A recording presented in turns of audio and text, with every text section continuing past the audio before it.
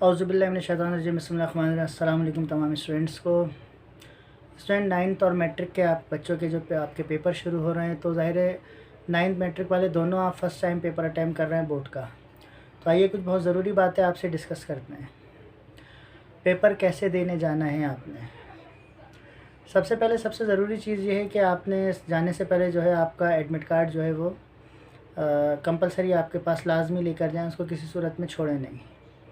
और school uniform में जाएं, ये ज़्यादा बेहतर बात है। विदाउट यूनिफॉर्म भी जो है वो अलाउ हो जाता है, लेकिन यूनिफॉर्म लाजमी है।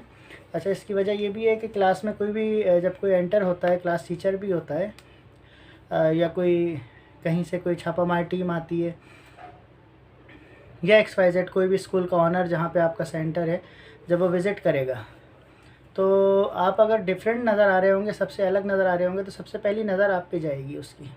तो लिहाजा सबसे ज़्यादा ज़रूरी चीज़ ये है कि सबसे पहले और सबसे ज़रूरी चीज़ ये है कि यूनिफॉर्म आपका होना चाहिए। कोई कैप वैप पहन के नहीं जाइएगा, अलग नज़र आता है बच्चा बैठा हुआ, फिर उस पर जो है तवज्जो भी जाती है।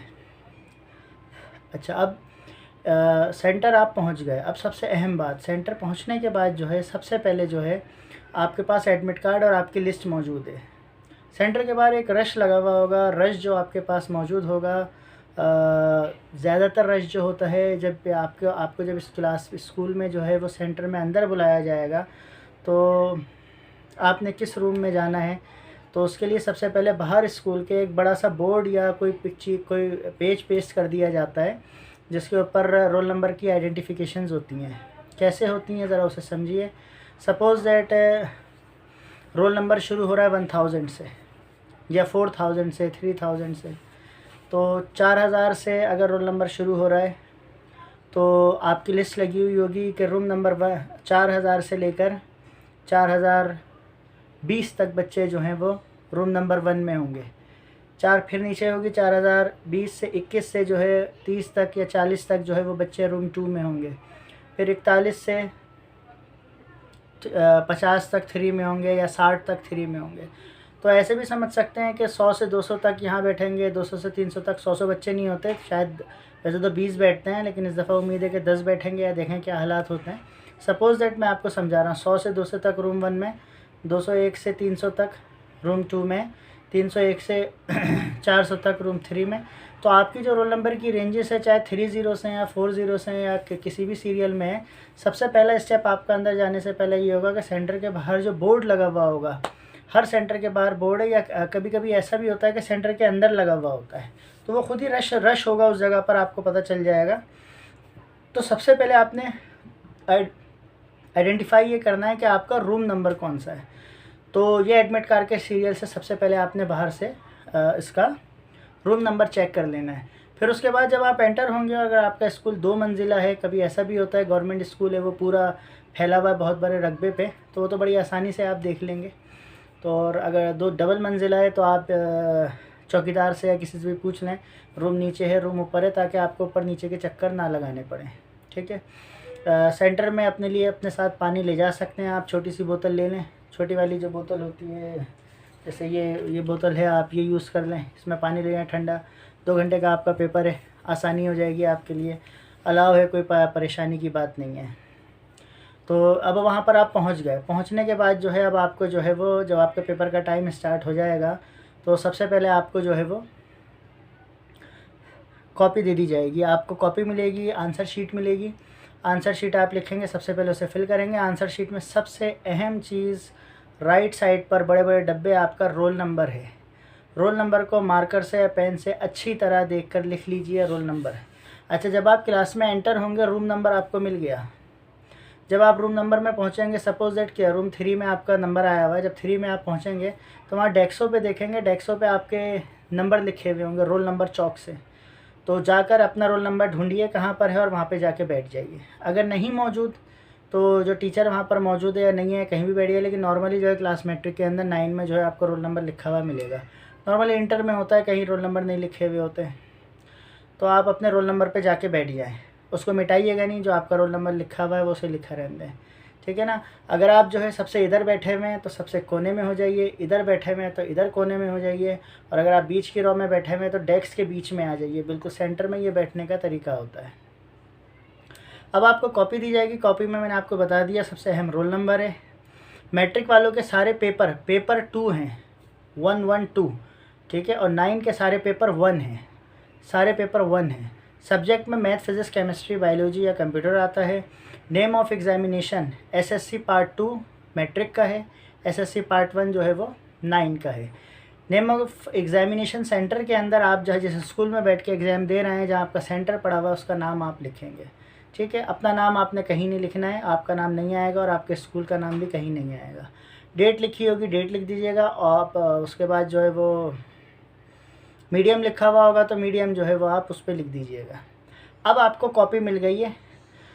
कॉपी मिलने के बाद जो आपको पेपर आपने करना है, आपको किसी किस्म की मार्जिन ड्रॉ, हाशिए ड्रॉ करने की ज़रूरत नहीं है, इसकी कोई अहमियत नहीं है, ठीक है। कॉपी चेक होते हुए इस बात को ज़रा जहन में रखिएगा, गौर से सुनिएगा। किसी मार्जिन की, किसी ड्राइंग की, किसी रंग बिरंगी चीज़ों की ज़रूरत नहीं है। ग्रीन मार्कर, ग्रीन पेन और रेड पेन टीचर्स का होता है, ये आपको अलाउ नहीं है। ग्रीन और रेड मार्कर भी आपको अलाउ नहीं है, यूज़ ना करें, अच्छा नहीं है ये यूज़ करना, ठीक है। सिंपल ब्लैक और ब्लू मार्कर सिर्फ 2 यूज़ कीजिए, उससे काम कीजिए। ब्लैक और ब्लू पॉइंटर यूज़ कीजिए, इंक पेन यूज़ कीजिए, उससे काम कीजिए। वाइट यूज़ कीजिए, रिमूवर यूज़ कीजिए, सब कुछ यूज़ कीजिए, कुछ भी जो है मना नहीं है, ठीक है। और कॉपी आपको मिल जाएगी। अब सबसे पहले आपको एमसीक्यूज़ मिलेंगे। एमसीक्यूज़ के लिए सबसे ज़रूरी चीज़ ये है कि आपको सपोज़ दैट मिला एमसीक्यूज़ ए, तो सबसे अहम ये है कॉपी चेक होते हुए जो है कि एमसीक्यूज़ को सबसे ऊपर लिखें। सेक्शन ए स्टार्ट कर दिया आपने, उसमें एमसीक्यूज़ में कोड कौन सा है आपका, ABCD 4 कोड हमारे पास होते हैं, 4 कोड। चारों में कौन सा कोड आपका है, ABCD। जो आपके पास कोड आया आप उसको लिखिए, कोड A, फिर उसके आंसर तरतीब से लिख दीजिए। याद रखिएगा कि आपके पेपर में एक स्टार बना हुआ होता है, तो 1 2 3 4 या ABCD कुछ नहीं होता। अगर किसी बच्चे ने 1 2 3 4 आंसर लिखा या ABCD लिखा, वो पूरा कैंसिल होकर कड़े आएगा, क्योंकि आपके MCQs पेपर में 1 2 3 4 या ABCD होता ही नहीं है, सिर्फ स्टार बने हुए हैं। तो आपने MCQs पेपर पे एक तो कुछ लिखना नहीं है, मार्क कर सकते हैं टिक आप, और वो पूरा आपने आंसर शीट के ऊपर उतारना है। MCQs को फिर सुन लीजिए, MCQs आंसर शीट पे लिखने हैं। चाहे आपसे MCQs बाद में वापस भी ले लिया जाएगा, कुछ जगह ले लेते हैं, कुछ जगह नहीं लेते, लेकिन आपका MCQs पेपर नहीं जाएगा लग के, सिर्फ आपने कोड लिखना है, कोड जाएगा। ये कोड लिख के चला जाएगा और आपका ये पेपर हो जाएगा। अब आपके 25 अगर MCQs हैं तो हो सकता है आपको 30 मिनट मिल जाए, 35 या 40, इससे ज़्यादा नहीं। इतने टाइम में या 25 मिनट में ले लेंगे, फिर 1.5 घंटे का आपका सब्जेक्टिव क्वेश्चन शुरू हो जाएगा। ये भी हो सकता है 25 MCQs के लिए आपको 40 मिनट दे दिए जाएँ या 30 मिनट दे दिए जाएँ। नॉर्मली होता है तरीका कि आपके अगर 25-30 मिनट गुजर गए MCQs के, तो आपसे MCQs पेपर वापस ले लिया जाएगा। अब आप MCQs पेपर नहीं यूज़ कर सकते, और कुछ जगहों पे ऐसा होता है वो आपके पास रखा रहता है। सेकेंडली ये कि आपको अगर 30 मिनट मिले हुए MCQs के लिए, आधा घंटा, और आपके 15 मिनट में MCQs हो गए, तो कुछ जगहों पर आपको पेपर दे दिया जाता है। अगर वहाँ आ गया है, वहाँ अलाउ कर दिया गया है बोर्ड या बोर्ड के जो मेंबर आए हुए हैं या स्कूल के प्रिंसिपल की तरफ से, या किसी टीचर ने गलती से दे दिया है टाइम से पहले, तो आपको मिल जाएगा। किसी से बहस की ज़रूरत नहीं, किसी टीचर से, क्योंकि उसके टाइम के बाद वो नॉर्मली दिया जाता है। दे दिया जाए तो आप अपना सेक्शन बी की हेडिंग डाल के काम शुरू कर लें, ठीक है ना। तो ये कुछ ज़रूरी इंस्ट्रक्शंस थी आपके पेपर के लिए, ये आपका तरीक़ाकार है। सपोज़ दैट, अब ये टॉपिक से हट के मैं आपसे बात कर रहा हूँ। सपोज़ दैट आपका कोड A है और आपके सेंटर में थोड़ी सी नरमी हो गई है, और आपको ऐसा महसूस होता है कि आपने जो है कोड A है वो आपके MCQs गलत हैं, आपको श्योरिटी नहीं है, और बराबर में एक जीनियस बच्चा बैठा हुआ है, उसके पास कोड B है, आपका कोड A है, उसका कोड B है, और आपको पता है वो आपको आंसर दिखा रहा है। सपोज़ दैट कि उसके आंसर सही है, उस पर आपको जो है वो यकीन ज़्यादा है, तो आप अपना जो है वो कोड A और अपना सारा लिखा हुआ काट दीजिए रिमूवर से, उसे छुपा दीजिए, और वो कोड A जो मिला हुआ है वो आप पूरा लिख दीजिए। कोड B जो मिला हुआ है उसका आपका दोस्त जो आपको बता रहा है वो पूरा लिख दीजिए। कभी कभी टीचर भी हेल्प कर देते हैं, टीचर भी बता देते हैं कि ये आंसर ये वाले कोड। तो ये जहन में रखिएगा कि चेक वो होगा जो आप लिख कर भेजेंगे। आपको जो कोड मिला है और जो लिख के भेजेंगे वो चेक होगा।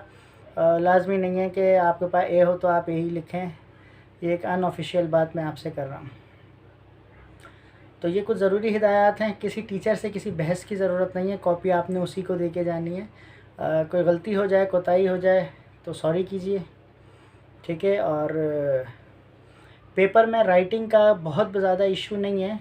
मैट्रिक के अंदर प्रेजेंटेशन बहुत ज़्यादा नहीं मांगी जाती। अगर नॉर्मल भी काम हुआ हुआ और नॉर्मल राइटिंग भी है तो उसमें नंबर अच्छे मिल जाते हैं, किसी डिज़ाइन में पढ़ने की ज़रूरत नहीं है।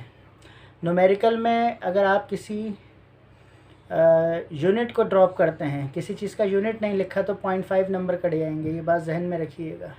यूनिट नहीं लिखा 0.5 नंबर कटेंगे।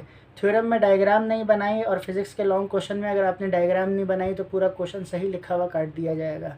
ये तरीक़ेकार है, कोई नंबर दे दे बात अलग है, लेकिन सही तरीका ये है कि वो काट दिया जाता है।